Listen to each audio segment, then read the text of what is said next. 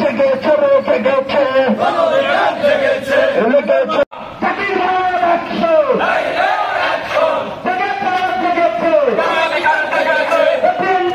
লেগেছে দিয়ে দিত রক্ত আরো দেব জেগেছে রে জেগেছে জনগণের অ্যাকশন অ্যাকশন টু অ্যাকশন জনতার অধিকার। মিঠুন এলাকায় ব্যবসায়ী সোহাগকে প্রকাশ্যে দিবালোকে হত্যা করা হয়েছে। সেই হত্যার প্রতিবাদে শুরুতে বক্তব্য রাখবেন বাংলাদেশ ছাত্র অধিকার পরিষদ। দিবালোকে মারা হচ্ছে, এর কোন বিলুপ্ত হয়ে গেল। আমরা হয়তো একটা সুস্থ সুন্দর সুশৃঙ্খল বাংলাদেশ। মাহমুদুল হাসান বিবেক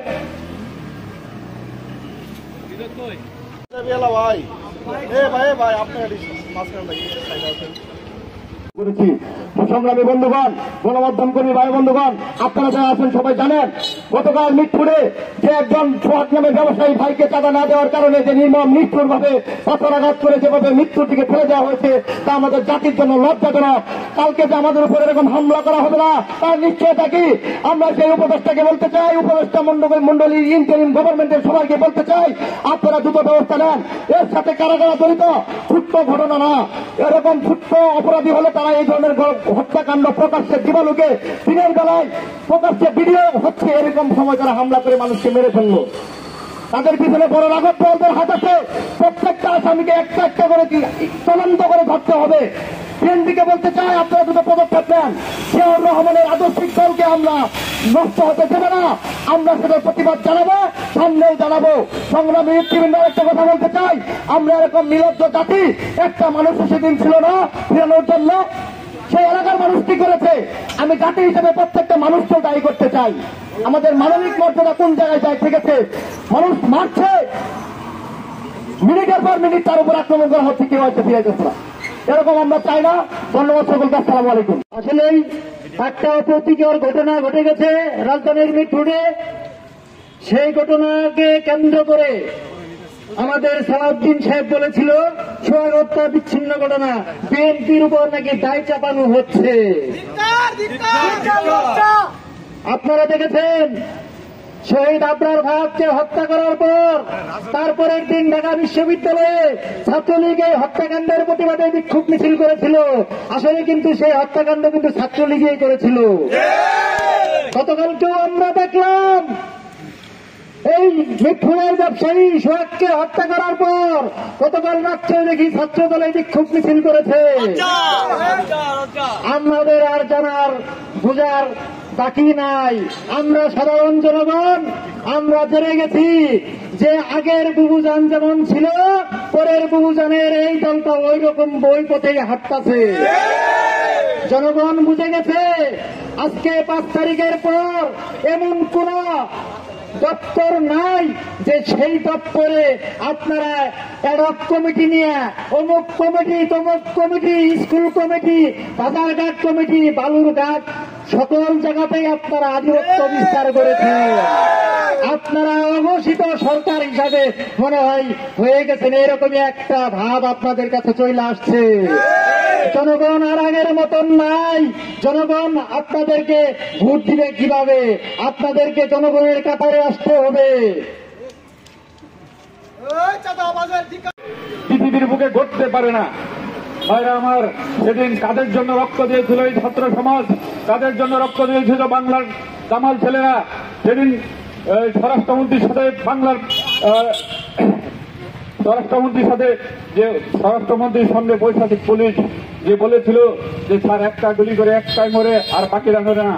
সেদিন বাংলার ছাত্র সমাজ থেকে শুরু করে সাধারণ মানুষ থেকে শুরু করে শিশু পর্যন্ত রক্ষা পায়নি।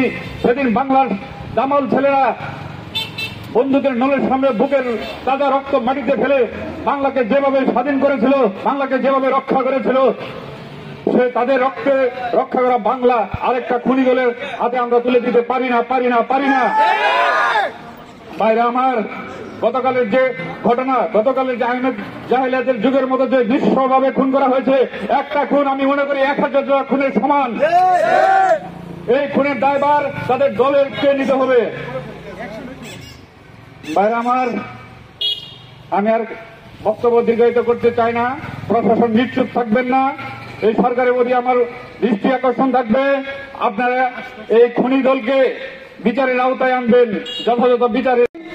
আপনারা জানেন আমরা যে কারণে আজকে মানববন্ধনে বিক্ষোভ মিছিলে অংশ নিয়েছি, এটি কিন্তু জাতির একটি হুমকি স্বরূপ হয়ে গেছে। কালকে আমরা প্রকাশ্যে একজনকে পাথর নিক্ষেপ করে মারতে দেখলাম, কালকে যদি আমাকে মারে এই প্রশাসন কি করবে? আমি কিন্তু এই নিশ্চয়তা পাচ্ছি না। রাষ্ট্র যখন তার বিচারহীনতার নিম্ন উঠে চলে যায়, তখন কিন্তু এই হত্যাকাণ্ড কিন্তু সমাজে একটি রুটিন হিসেবে তৈরি হচ্ছে। আমরা দেখতে পাচ্ছি যদি এই হত্যাকাণ্ড এখনই রুখে দেওয়া না যায়, এই চাঁদাবাজি এখনই রুখে দেওয়া না যায়, তাহলে কিন্তু কালকে আপনি রাস্তায় বেরোনোর সাহস পাবেন না, কালকে আমি রাস্তায় বেরোনোর সাহস পাবো না। বর্তমান সরকারকে বলতে চাই, আপনারা এই চাঁদাবাজি বন্ধ করুন, হত্যাকাণ্ড বন্ধ করে এখনই সুষ্ঠুতার রাজনীতিতে ফিরে আসার জন্য সকল রাজনৈতিক দলগুলোকে অনুরোধ করুন। যদি কোনো এর বিরুদ্ধে যদি কোনো ব্যবস্থা না নেওয়া হয়, তাহলে আমরা আরো কঠোর বিক্ষোভ মিছিল করব, সারা দেশে বিক্ষোভ মিছিল তৈরি করব, 5 আগস্টের মতো আরো একটি কোনো বিক্ষোভ তৈরি করবো ইনশাআল্লাহ। চাঁদাবাজি রাহাজানি করতেছেন, আপনারা পূর্বের কিছু বিষয় মনে রাখেন। শেখ হাসিনা অন্যায় করে টিকতে পারে নাই।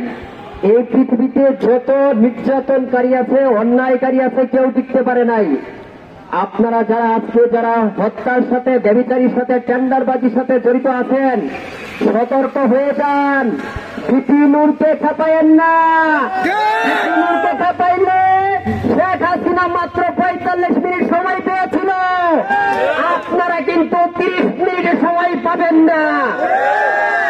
এই দেশে বিপি নূরের যে অবদান, এইটা যদি আপনারা ভুলে যান, বাপকে ভুলে যেতে যদি চান, বিপি নূরকে ভুলে যাবেন। আমরা একটি কথাই বলবো, জন্মদাতা পিতাকে ভুলে যায়েন না।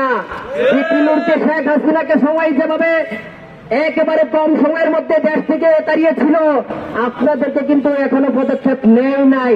যদি বিপি নূরকে খেপান আর সারা বাংলাদেশে এরকম হত্যা, টেন্ডারবাজি, দখলবাজি, নির্যাতন, ব্যভিচার এগুলো থেকে মুক্ত থাকুন। আর না হলে আপনারাও কিন্তু আর কোনোদিন ক্ষমতায় আসতে পারবেন না।